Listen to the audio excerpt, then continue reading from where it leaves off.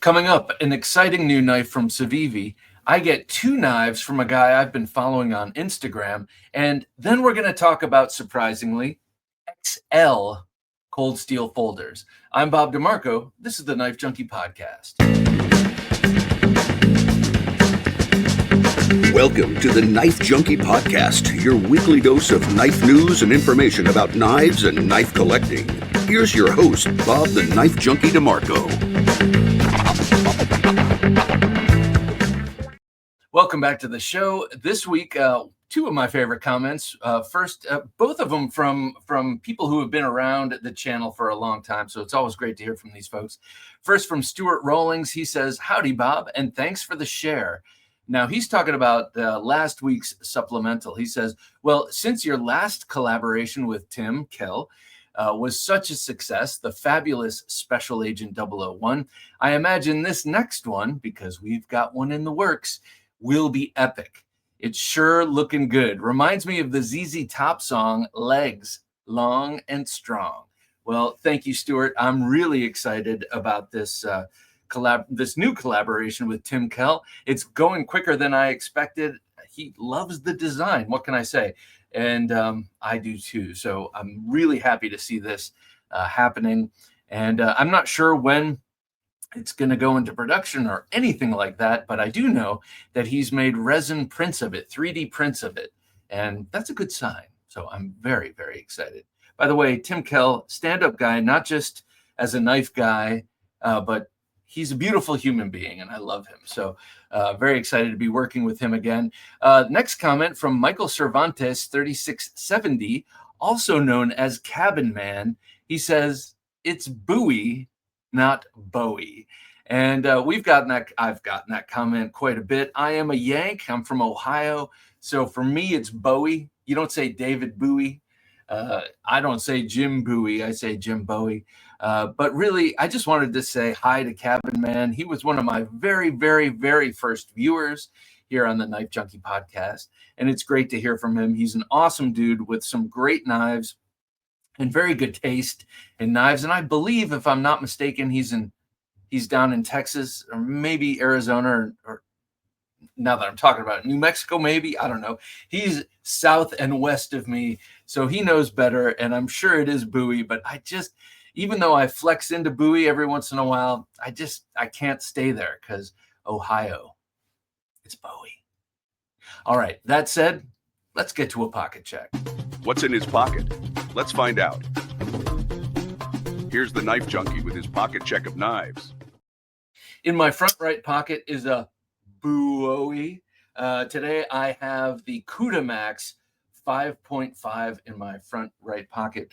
This is a Daryl Ralph design. So amazing. I was, forgive the term, lusting after this knife in the early 2000s when it came out. And I had the opportunity to get this from Dirk Pinkerton when he was selling off a bunch of knives.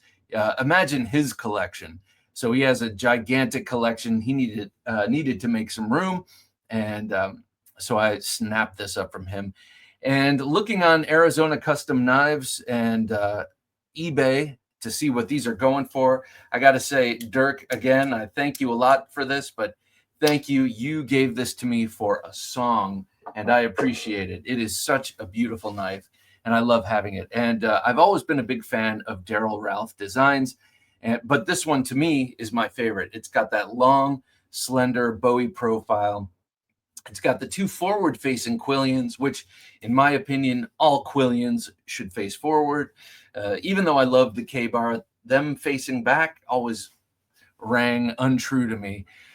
Anyway, beautiful, thin titanium, 5.5-inch blade. Such an awesome knife. So carried this today and had a chance to pull it out and show it off a little bit at work. So very happy to have this in my pocket. Second on me today, in my duties daggers, which I believe he goes by something else now in terms of he's selling these through traditionalpocketknives.com. But this beautiful leather slip here with my initials, BD. Thank you so much again for this. But this is the Ohio River Jack. a C.Risner Cutlery production. I believe this was from the second run, and just a great knife. I haven't carried this in a while. I haven't carried too many other slip joints other than Jack Wolf knives recently. I've just been on a Jack Wolf knives tear. I love that deep hollow grind, but on this, you've got a full flat ground, beautiful Wharncliffe blade, awesome handle. It's nice and big. You don't have to do any sort of accommodations with your grip. It just works great. I love this knife. And I have to be honest, I love the color of that tan canvas micarta next to this beautiful green leather. I love this leather.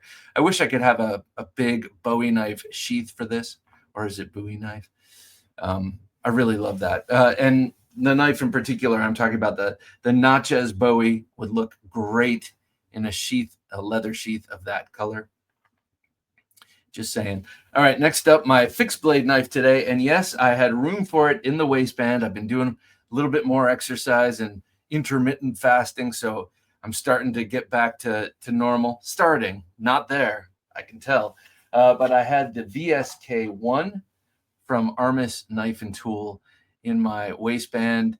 This was in the, I was carrying this in the, what do you call it, appendix position. So it's very much on the horizontal. It's almost fully horizontal. With this great DCC pocket clip, it stays where I want it to be because it's such a stout snapping clip. But so I had it just about like this in the waistband. And then with the bird's beak pommel here, it was very easy to tug out if I needed it. I didn't need it, but I definitely tugged it out a few times. That sounds gross. Sorry, I'll change my nomenclature. This last one today is unusual for a ESK. I very rarely carry this for emotional support because it's so precious and so valued. But I had this in me, not in me. Oh shit! I had this on me today in my backpack. This is the Sub-Hilt fighter from Hogtooth Knives and Matt Chase. This is not something that's a regular offering for him. As a matter of fact, this was a real pain in the tuchus for him to make, but it was a commission for my 50th birthday. My parents footed the bill. I created the design, and Matt sourced the materials. Beautiful stag handle, black micarta between the main guard and the sub-hilt, and then the sub-hilt and the front guard made from reclaimed steel from the Goodfellow Bridge, or is it Goodfellow? From a bridge in Massachusetts that was going through major reconstruction. So just an absolutely beautiful knife. I'm a huge fan of the Loveless style sub-hilt folder, not sub-hilt fighter, and he did a fantastic job on this. I just want to focus in on this beautiful Damascus steel. Matt showed me, he's really good at sending photographs of knives in progress, especially very customized ones like this. And every step of the way, he was sending me different pictures of this 15 N20 and 1095 steel billet coming together. He labored over this to get this crazy pattern, and I love it. I love it. And not for nothing, it's got great balance. It's balanced right at the hilt where you want it for a fighting knife. And it just moves around like nothing. And if I had to go out to a duel, if my honor was besmirched and I had to go fight for my honor or my lady's honor or my family's honor, this is what I would carry. Double-edged, long, slender clip point blade. So beautiful. And then it's got this, what I call corseted leather sheath. Matt is just about as good at leather as he is at steel and other stuff. So that's what I had on me today. What were you carrying? I had the VSK1, the Hogtooth Sub-Hilt Fighter, the C.Risner Cutlery Ohio River Jack, coming from Ohio. That means a lot to me. And then the Cuda Maxx 5.5. Excuse me if I sound nasal. I think I'm getting another illness from the daughters. So there you go. I also want you to drop in the comments below what you're carrying. I always love hearing what you classy ladies and gents are carrying. Sometimes it inspires me to spend more money and get more knives. So please do so. I want to remind you, it's a quick reminder that this is not just an awesome midweek supplemental show. We have a Sunday show where I interview great knife makers, influencers, designers, manufacturers. And coming up this week, we have the great and powerful Joe Watson. He's one of the guys whose knives, I don't own any Joe Watson knives yet, but he's one of the guys who, following him on Instagram, really got me into everyday fixed blade carry, one, and two, the Japanese Tsukamaki wrap, because he's a master at making both of those. And a very cool guy. I really enjoyed talking to him. So that's the episode this week. It's TheKnifeJunkie.com/573. That'll bring you right to the episode. So go check that out. Joe Watson's a cool dude. He makes amazing knives. And next time I talk to him, I have to have him pull out. He's got some very historical Japanese knives and swords. I'd love to see him bust out. Also, coming up next week, another stand-up guy, Rolando Escotada. He's Rolando Garcia III, but he goes by Escotada online.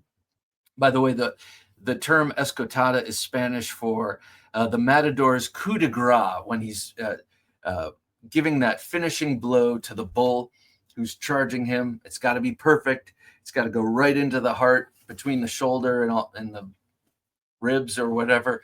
And that Escotada thrust is what finishes the bull. So I always thought that was cool. I just assumed that was his last name until I did some research. Anyway, we just had our interview yesterday, and he's a fascinating guy, super smart, and very, very knowledgeable about the fighting arts, especially with blades. He's a couple of years shy of me, so in his 50s, but he's been training since he was 4. Came up in a family, a Filipino knife fighting family. So you have to check that episode out. All right, coming up, we're going to do some Knife Life news. But first, I want to urge you to help support the show if you're interested. You can scan the QR code on your screen, go to TheKnifeJunkie.com/Patreon. You can also listen to this show if you're kind of sick of seeing me bloviate on screen, or if you want to continue the experience in your car on the way to work. You can download the show to your favorite podcast app. We're pretty much on all of them, thanks to Jim. So you can download those shows. You can see them right here.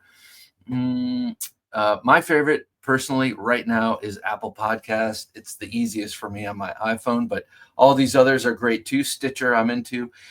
So download the show to your favorite podcast app. Another way to do it is to share the show. Share the show with a friend who might be similarly minded. They will appreciate it. I will appreciate it. And you will now be a knife maven, spreading the word. All right, now let's get to Knife Life news. The Shockwave Tactical Torch is your ultimate self-defense companion, featuring a powerful LED bulb that lasts 100,000 hours, a super sharp crenulated bezel, and a built-in stun gun delivering 4.5 million volts. Don't settle for ordinary. Choose the Shockwave Tactical Torch. TheKnifeJunkie.com/Shockwave. You're listening to the Knife Junkie podcast. And now here's the Knife Junkie with the Knife Life news. First up today is one from Bestech, one of my favorite OEMs and also shingles, period. I love Bestech knives, but also Paul Munko, who's a great designer and a cool dude. He's one of those guys, if I were 25 years younger, I'd want to be like Paul Munko. He's got a really cool one coming out called the Bestech Constellation. And this one has some new elements to it. I have never seen a Tanto blade coming from Paul Munko. So this is a cool thing here. So that's about a 3-inch MagnaCut Tanto blade. It's got a nice swedge on it, so even better for piercing. We all know that Tantos are great for piercing, but you add that swedge, it's going to go in even easier. Something I find interesting about this, if you look at the main bevel, there is no to very little differentiation from the long, straight cutting edge. It's actually slightly curved cutting edge to that front portion. Sometimes on an Americanized tanto, most of the time, you see a very clear delineation. If it's hollow ground, you'll see a sort of curved border between two edges, or if it's flat ground, you'll see a straight border between the two edges. This one, you kind of see no border, and it's very appealing to me. Contrasting that sort of straight edge tanto blade, you see a nice curved ergonomic handle, beautiful bolster lock with that blackened titanium, and very nicely patterned G10 for the scales here. You also have a very nicely black sculpted clip, which I think looks really nice if we can scroll down there. And this one is 2.58 inches. So for a 3-inch blade, thank you, Jim. For a 3-inch blade, I got to say, that's a really great weight to length ratio.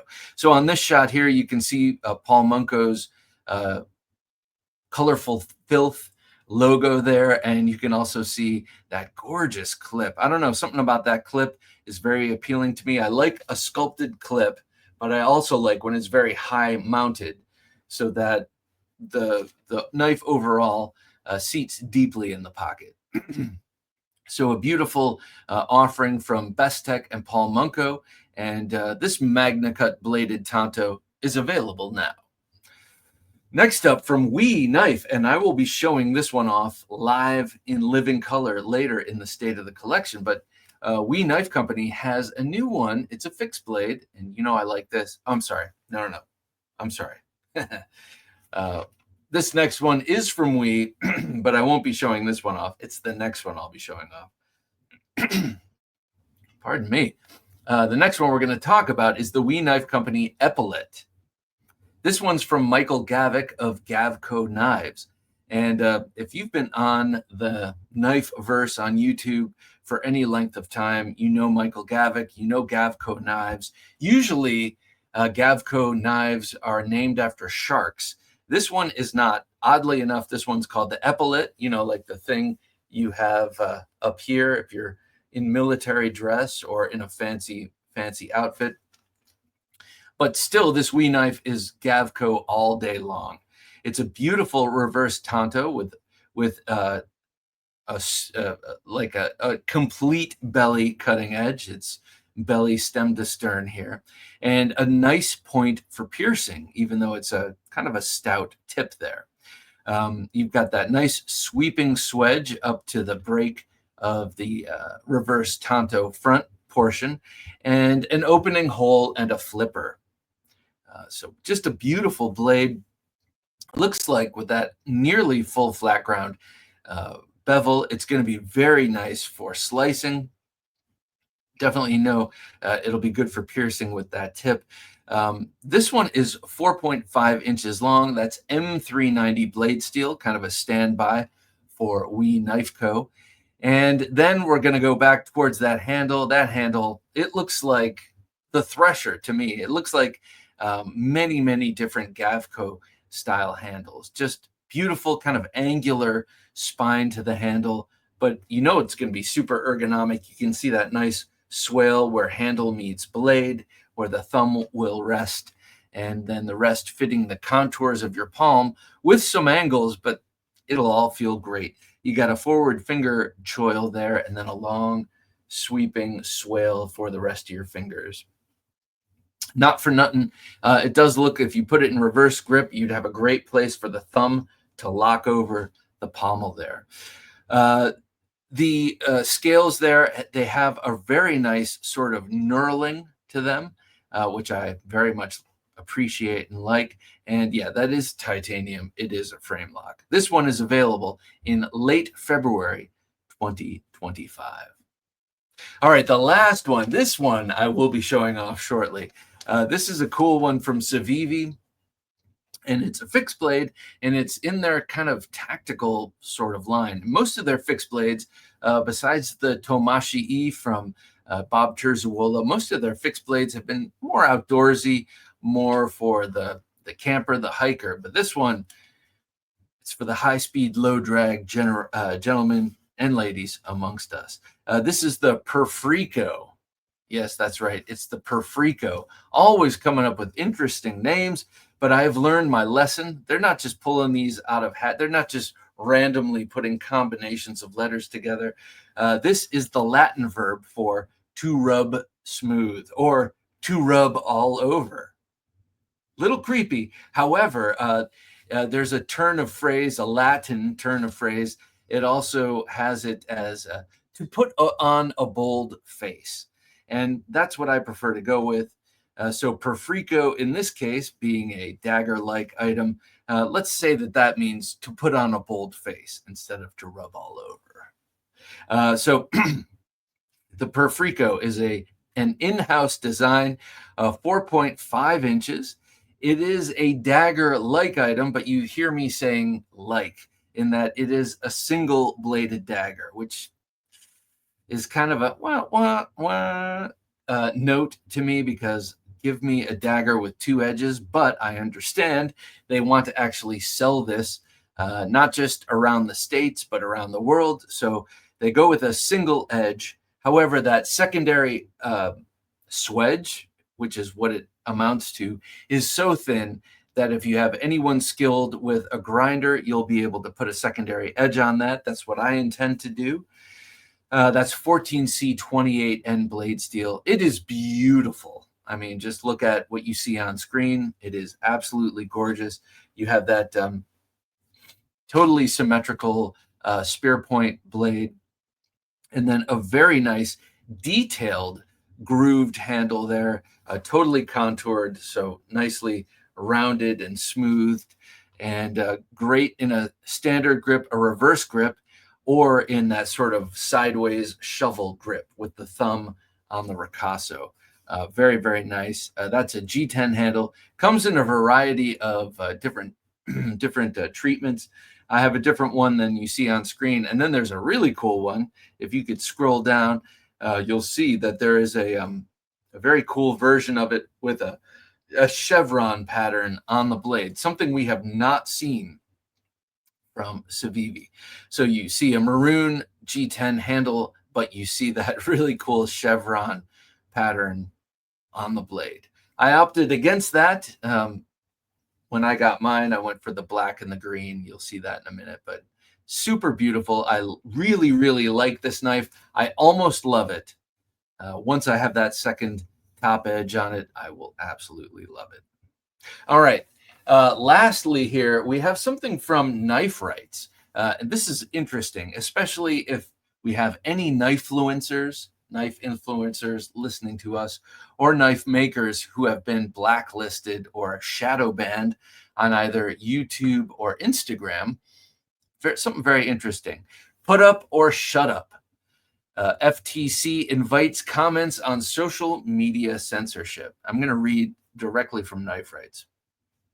Now, this is an article from Doug Ritter himself. He says, the single most common questions and complaints I get revolve around social media censorship.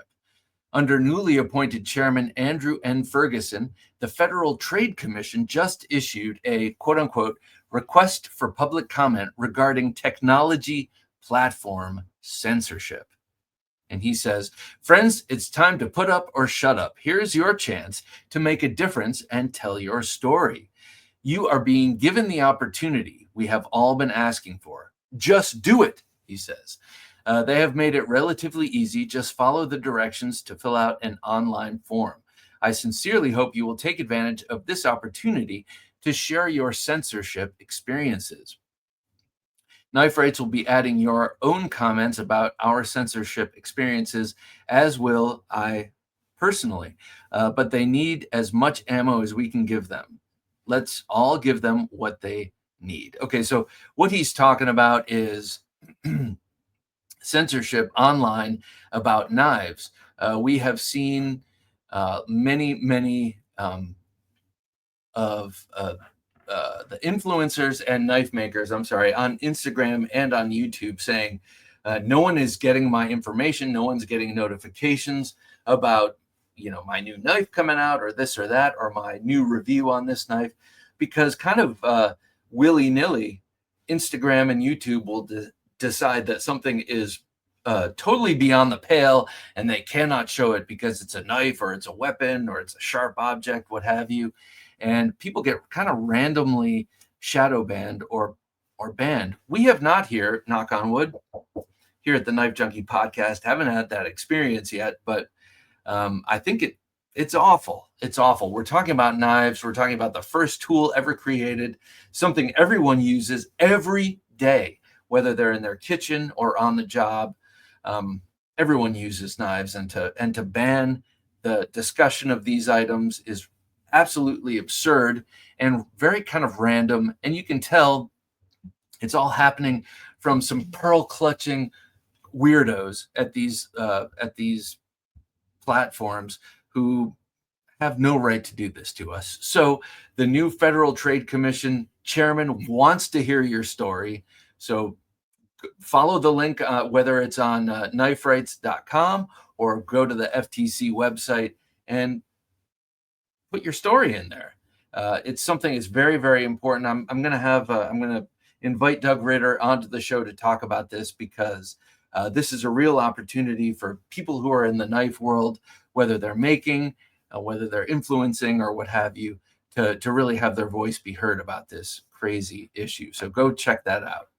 Okay. Before we get to the state of the collection, I just want to let you know that we have a newsletter here. It is very informative, and if you like the way I speak, you're going to love the way I write. Every week we put out a newsletter where I talk about a new knife, a new concept, something that's just on my knife mind. And we send it out. Jim sends it out. We put some pictures in there. It's a great way to kind of keep in touch with us. Also, not for nothing. And though we're seeing brighter days for this kind of thing, with censorship out and about, if this show ever went underground for whatever reason, I'd still be able to be in touch with you through this newsletter. So whether you never open it, I hope you do, sign up for the newsletter just in case things go south and we can't get this news out about knives and talk about knives in an open way. TheKnifeJunkie.com/newsletter is where you can do that.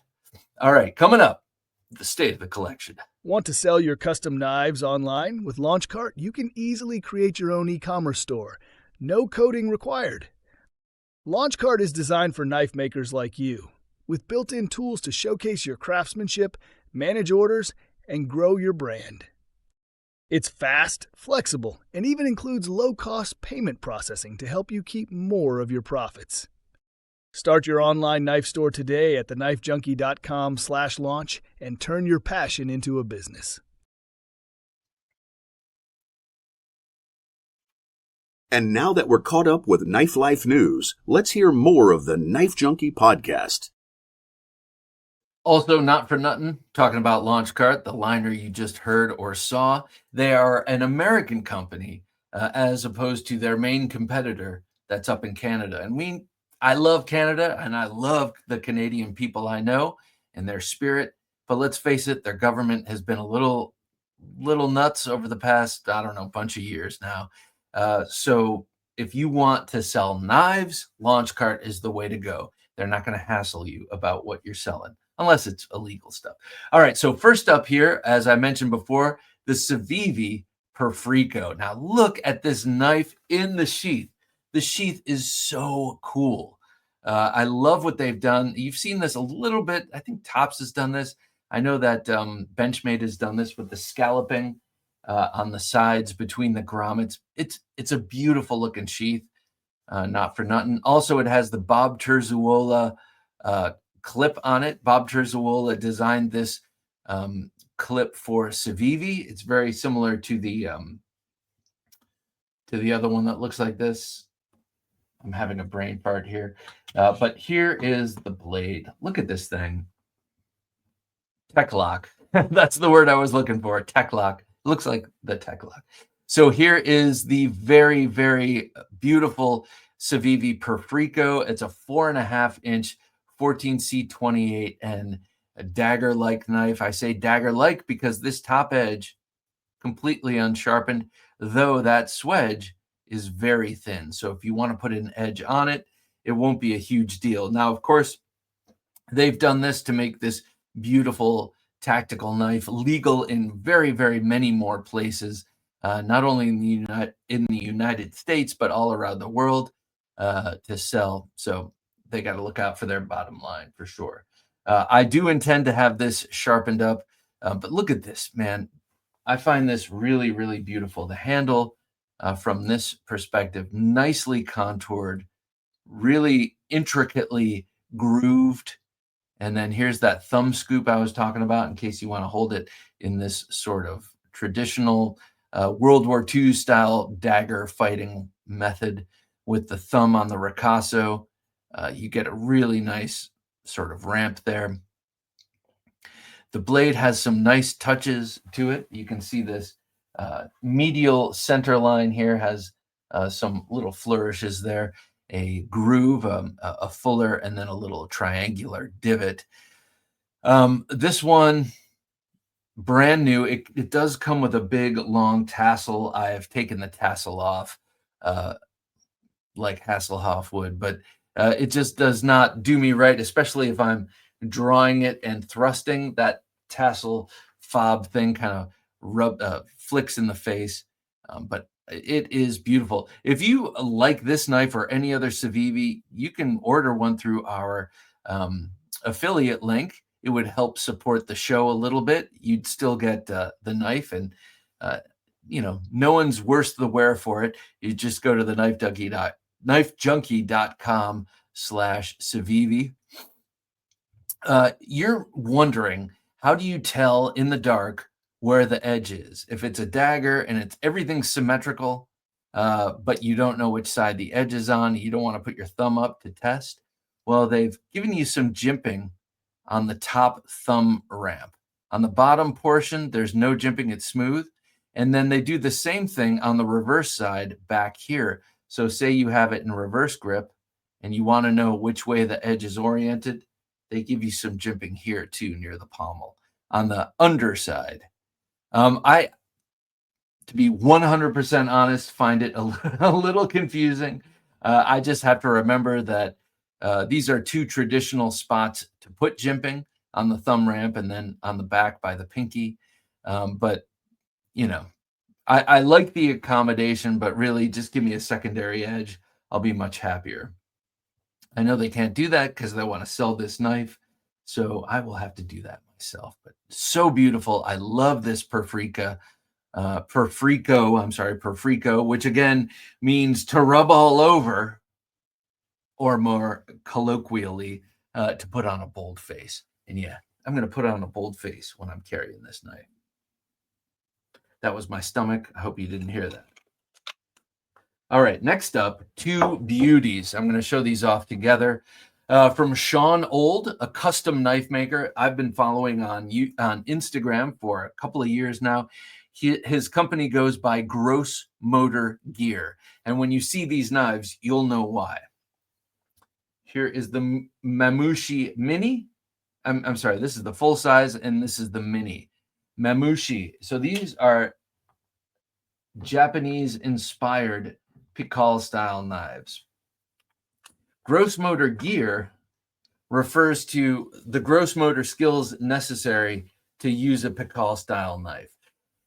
So the theory is that when you are in an actual knife confrontation or any sort of confrontation, and you're going to use a knife to protect yourself, you need to go and use your caveman gross motor skills, and the tip down edge in is the way to go. So Gross Motor Gear is the perfect name for this company because Sean Old makes a lot of these sort of Pikal style knives.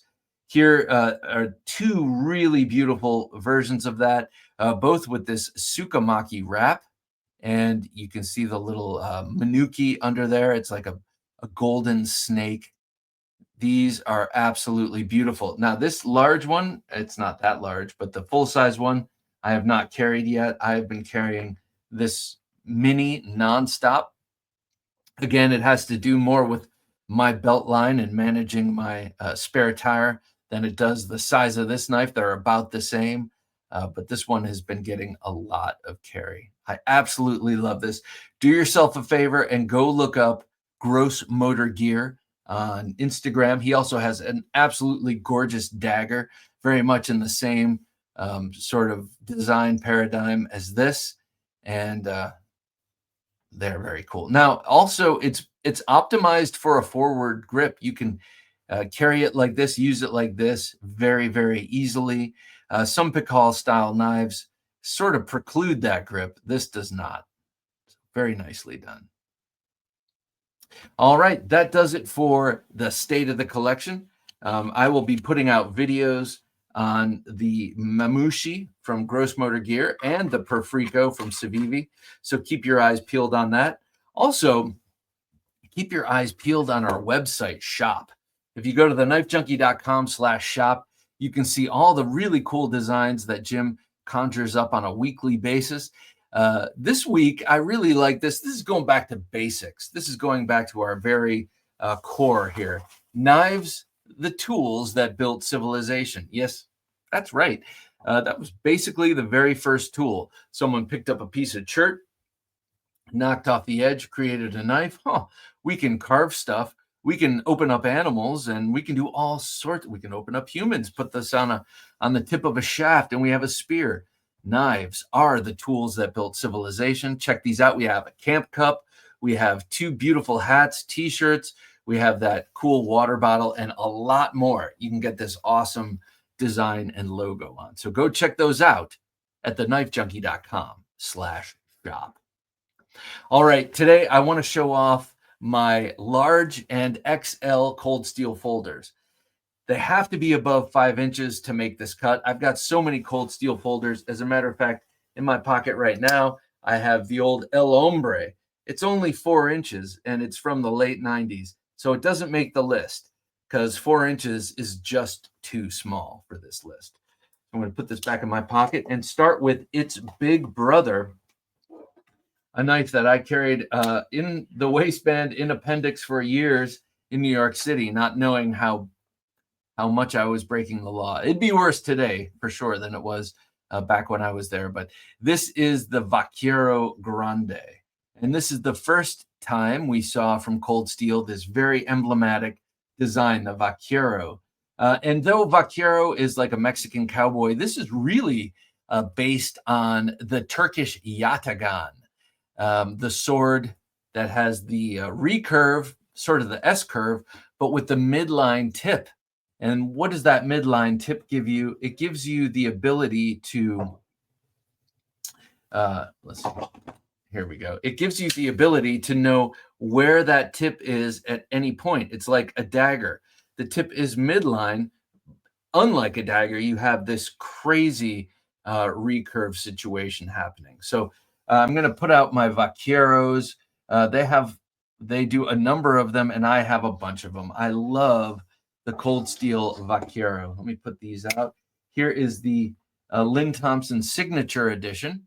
Now, the reason he did a signature edition for this knife, he does signature editions for a lot of his high-selling knives, but for this one, he has 2 or 3 large Vaquero Voyagers on him with serrations on him at all times, because it really is the ultimate folding fighting knife.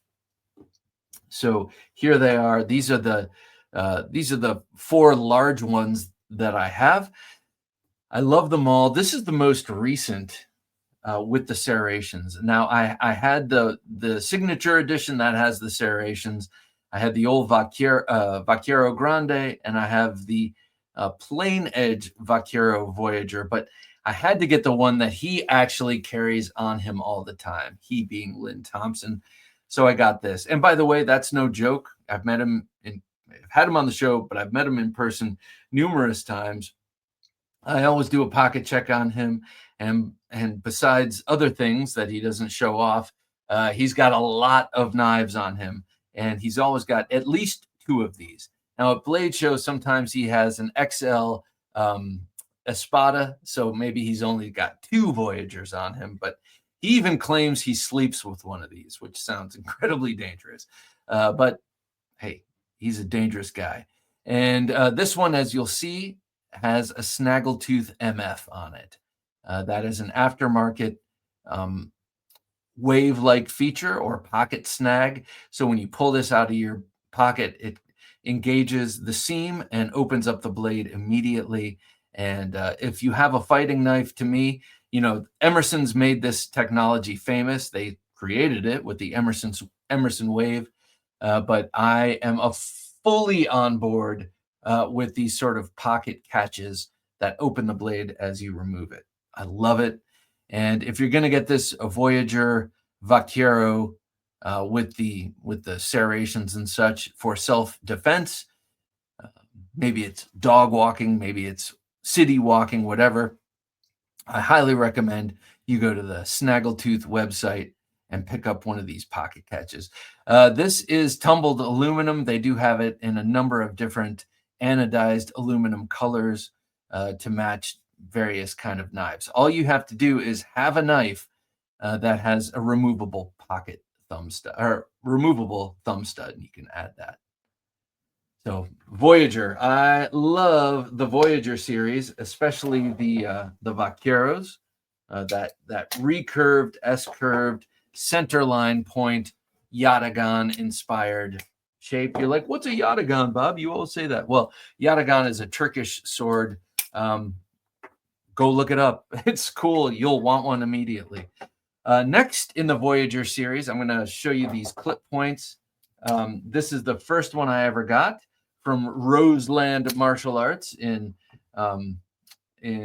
old Times Square, 90s Times Square, New York City. That place no longer exists, but you'll see in my interview with Rolando Escotada, who lives in New York City, he remembers this place.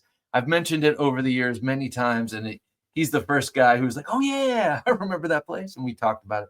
Anyway, the Voyager also comes in this beautiful, we're talking XL, of course. So the XL Voyager in clip point is beautiful. It used to come in a 50-50, half serrated, half not. I believe you can get it fully serrated these days, but I don't have that one, unfortunately. I did want the half and half, but you can't really find that anymore. Also in the Voyager series is the Tonto. So here I have the fully serrated Tonto, again, with a Snaggletooth Tactical MF here. So you can pull it out, and it's great for opening the blade as you remove it from your pocket, but also it's great as a thumb brace. With these Voyagers, you get a very generous 4-finger choil, and that acts as a great guard. But, you know, it doesn't hurt to have something to brace your thumb against, too, if you're jamming this into something that might give resistance. In the Voyager series, the Tonto is the only one that's hollow ground, and you can tell by that curved delineation between the front chisel-like portion and the back slicing portion. That's an easy way to tell if a Tonto is hollow ground. Just look at this area right here where that transition occurs. The Voyager series continues with the somewhat pedestrian but very cool and jimped, the only jimped Voyager, which sticks in my craw. I wish there was more jimping across this series. But this is the barong-like drop point. I love this one. This has a very stout edge because it's not fully flat ground. It's more of a saber grind, and it's not a convex grind like the Tonto. So maybe the most rugged, most hard use of the Voyager XL series here is the drop point. And then the most exotic, the most, I don't know, exotic, that's the good word, is the Chris. Look at that. No one makes a Chris out there. Some people do. You know, some of the Italian switchblade makers make the Chris, but no one makes an actual hard use combative Chris.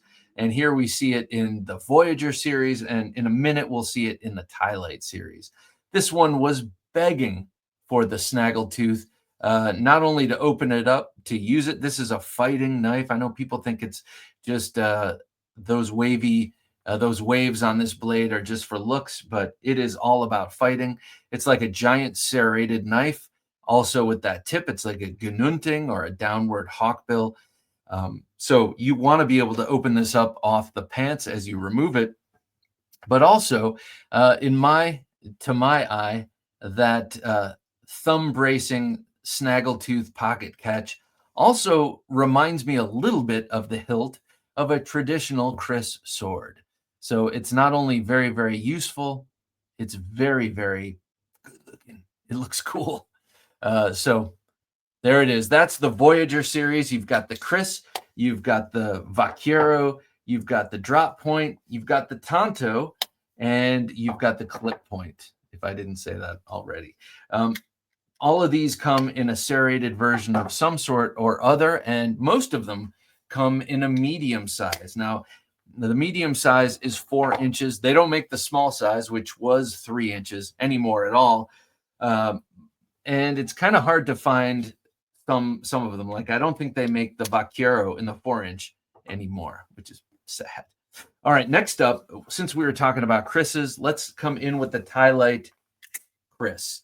Here is the Tylite Chris. This one, unlike the Voyager, which looks more like a Filipino Chris, this one is more sinuous and looks more like an Indonesian Chris. A beautiful, beautiful Chris blade here. Now, on the Tylite series, this is the large 6-inch Tylite. The Voyagers are all 5.5. This is 6-inch. You get a lot of curvature, a lot of sharpness out of this, especially with that downward hawkbill facing tip. A number of what am I trying to say? Traditional. This is actually and obviously based on the traditional stiletto Italian switchblade with the shape. You can see that. And you can find those in Chris shape. Here is the regular Tylite. This one I got recently in the summer of 2024, even though it's been out forever. This one is OS 8, I believe. Yeah, so this is an older, sort of old new stock, because now they're made out of OS 10 or specialized steels like this 440 something on the signature edition. But the one thing about this, I always wish the quillion on the top were facing, I wish that the quillions were reversed, basically. It makes more sense to have this forward-facing quillion with the jimping on top for the thumb to brace. Also, it would make waving it out of the pocket easier. But I think, if I'm not mistaken, the quillions are set up this way to avoid any sort of patent conflict with Emerson. It would look a little bit too much like an Emerson Wave when this came out. Now, the Wave patent has run out, I believe, so now they're free to switch the quillions, if I'm not mistaken, but they haven't. And, you know, why switch horses midstream? But this thing, both of these are really beautiful. Truth be told, I carry the plain-edged version much more than the Chris, even though it's, like I said, more pedestrian. I love this thing. I can't believe it took me this long to get a long one. Now, I've had the 4-inch version of this knife for many, many years. As a matter of fact, when I was living in New York City, it got snagged on my shoulder bag, landed on a subway track, and a guy came out and got it for me. I had to wait a while, but next is the XL Recon series.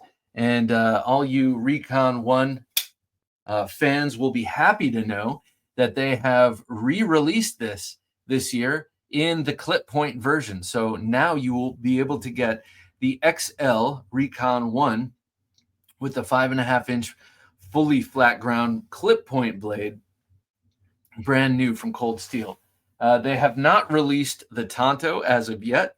I'm not sure if they're going to be doing that, but many, many times I've shown these off on the Knife Junkie podcast, and people have offered to buy them off of me because they were discontinued, sadly, at some point in the early 2000s or early mid 2000s. Well, this one is back. I'm not sure if it's going to have the matte blade, but I do know that it's going to have the fully flat ground clip point XHP blade. So here I have the older versions of this, and I always thought it was curious that the Tonto version has a shinier coating on that XHP blade, and the clip point has a more dull version or matte version. Very, very comfortable in hand with those double choils, and then you have a long bit of run here where you can hold this knife full 4-finger grip, even if you have giant meat hooks, which I don't. But even if you did, you'd still have plenty of room to back off the blade, which gives this like an 8-inch reach here now. So this thing it's great. One question I have about this, besides why did you ever discontinue it in the first place, is why have you never made a Vaquero version of the Recon? The Recon 1 comes in clip point, comes in Tonto, and it comes in a drop point. You can't get the XL in the drop point. I don't believe it was ever offered, but why not the Vaquero in the Recon 1? The Recon 1 is a more expensive. You've got G10 instead of the GRN that you have in the glass reinforced nylon that you have in the handles of the Voyagers.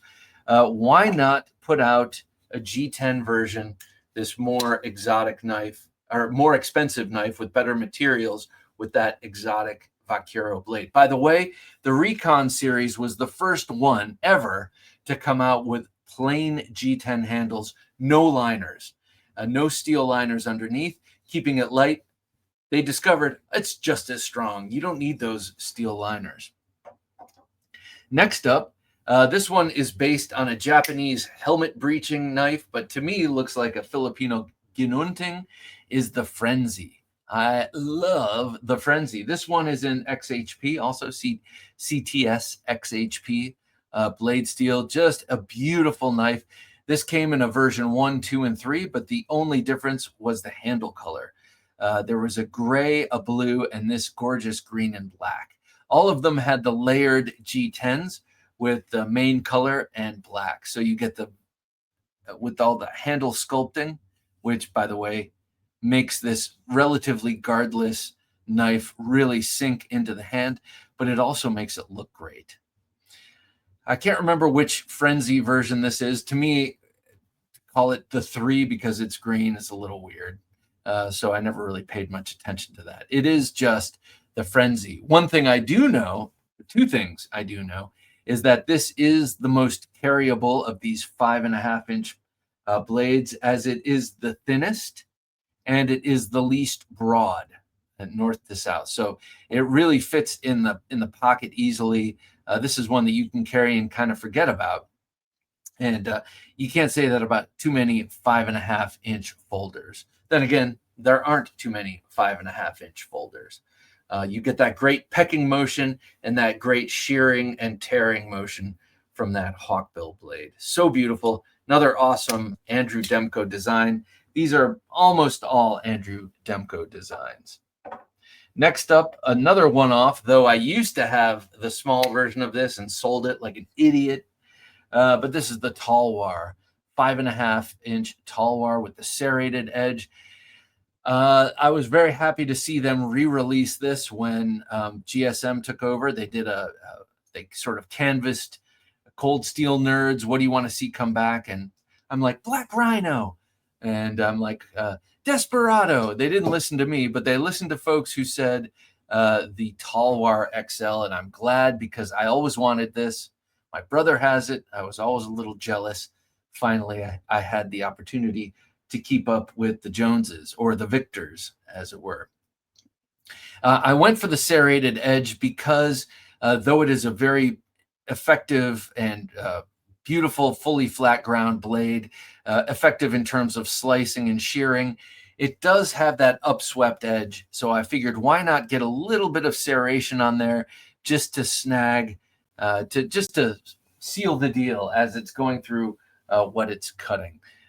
And I have no doubt this would be just ultra horrifying in terms of the wounds you could create with it, whether on a slash, a pressure cut, or a thrust, because it's a nice wide blade too. Also, this one has that thumb plate pocket catch, so that acts very much like a wave. As you draw it from your pocket, it will snag on your pocket seam and open up automatically. Though you got to be careful with some of these larger blades as you do that. Kind of the angle of your leg, you might, or if you have it in a back pocket, you might nick yourself. Though that's only happened to me a couple of times, and I was probably a couple of drinks in or being stupid. So I've learned not to do either of those things. This is the Talwar, and they have this in the 4-inch in S35 VN right now. What is this blade steel? S35 VN. All right, next up, this was a housewarming gift about 13 years ago when I moved into this house. This from my brother, Victor. This is the Raja 2. Just a beautiful folding kukri here. Very heavy duty. These are FRN handles, nice and thick. You have really nice contouring all over. And this handle, this sort of horse hoof pommel here, echoes the traditional kukri design. But really what I love is that blade. This is a blasted AUS 8 blade. AUS 8A is a very tough steel, keeps a great edge. I know people are like, oh, AUS 8, and they turn their nose. But I got to say, the way Cold Steel did it with their heat treat, outstanding. This has always been a great, great steel. This is the steel that really built this company, if you ask me. I know they did a lot of VG1 and Carbon 5 or Carbon V. But when they started with Andrew Demko and the AUS 8, they just blew up. So I love this one. This is, I consider this, maybe because it was a housewarming gift at 6 inches here, I consider this kind of a home defense folder. It lives alternatively in and among my collection in the drawer. Sometimes it's in the kitchen. Not that I don't have plenty of knives in the kitchen to use if someone were to break in and I needed to knife fight. But yeah, that's kind of how I view this knife. Love this thing. Thank you always, Victor, for this. These all have, except for the one old Voyager that just has the very, very stout old school back lock. These all have, and also the tie light, which has the liner lock. These all have the triad lock. So the triad lock is the back lock here, mid back lock with the stop pin. It's the stop pin here between the lock and the blade that transfers all of the energy coming to the blade into the frame of the handle and makes it the strongest lock out there. I don't care what you say, it's the strongest lock out there.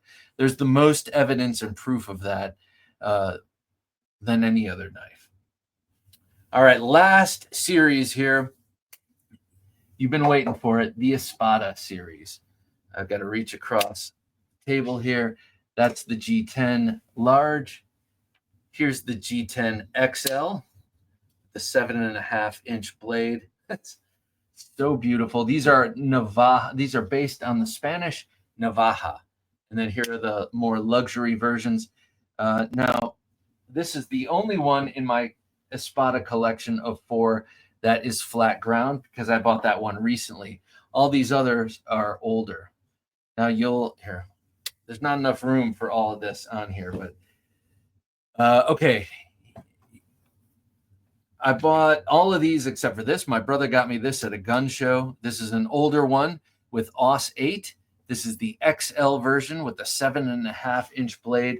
These are hollow ground. The older ones are hollow ground. The newer one's flat ground. You've got aluminum bolsters and G10 polished beautifully. And let me just show you what the main benefit is of these very, very large knives. You have all these different places. If you're using it for camping, which you're not, you can come all the way up here. There's a choil for fine work or a little landing spot there. But really, these are all about fighting. So you have a place to put your hands here. You can come back on this Sub-Hilt here in any way you want. But really, I find it really comfortable like a trigger. So you can come all the way back here. Or for thrusting, you can butt it into the palm of your hand and use it like this. I think the two best ways to hold this knife are here in the main hand well, or to come back here and use this like a sub-hilt, because now all of a sudden you have about a 13-inch reach. Yeah, about a 13-inch reach, and it's like a sword, a short sword or a machete. So these knives are fantastically beautiful and quite practical as fighting knives. You laugh because you say, who uses fighting knives? Well, you know, okay, I'll grant you that. But what if you had this in your backpack and you had, this is the XL with G10. It's got a very stout back lock here. It's stable side to side with that triad lock. There's no play back and forth, which is crazy for a mid back lock or a very forward back lock on a knife this giant. But here, you have this in your backpack. It's about 8.5 inches, stem to stern when closed. But you pull it out, suddenly you've got a machete. And you can clear brush, do whatever you need. Yeah, it's a weapon, but it could also be really used as a great tool. It's a foldable, very, very strong type small machete. That's what I say when the cops pull me over. No, I'm just kidding. These are much thinner. The G10 models are much thinner than the solid models and lighter, but they're both just, they're must-haves. They are must-haves in the collection of any true knife junkie. I shouldn't put it that way. Of any true cold steel fan or any true fighting knife fan, you got to have one of these, whether it's the XL or the Ls. And now let me show you something before we dip out of here. Let me show you a difference in blade here. These are the large. This is the original G10 model. And the G10 models came out a couple years after the original fancy models. And look at the difference in the swedge.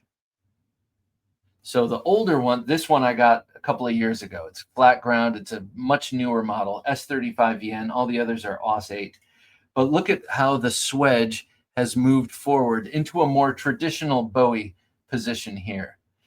So I'm really happy I have both because this older version here looks a little bit more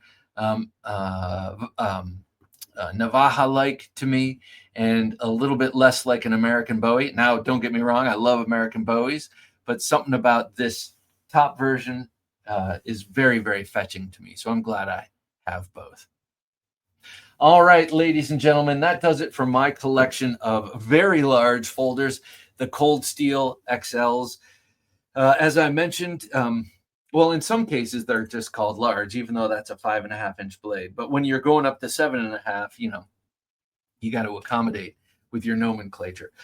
So I have a lot of other Cold Steel folders in the 4-inch range and 4.25-inch range. But for this one, I had to make the cutoff 5 inches. Such beautiful knives. I highly recommend you get at least one. You might think it's ridiculous, but it's not. They are super strong. If they were big and weak, I could get it.